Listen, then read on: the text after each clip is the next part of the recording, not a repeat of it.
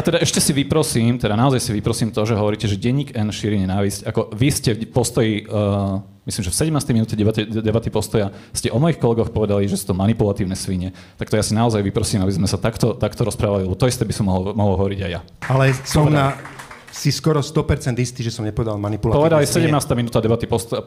Manipulatívne svine? Áno, ak som to povedal, to mi teda slušne ušlo, ale som dosť presvedčený, že som to nepovedal. Prišlo nám to veľmi vtipné, vtedy ešte ste sa tomu uchechtli. A to kedy bolo, prosím? Nejaká u Moniky Todovej, akože to bolo dobre, pekné, všetko dobre sa to počúvalo. Na druhej strane si myslím, že presne tak, ako hovorí pán Hajko, že v tomto mimoriadne nepriateľskom mediálnom prostredí, progresívnom mediálnom prostredí, kde každý váš výrok sa snažia postaviť do iného svetla a vytvárajú tie médiá fiktívnu pravdu.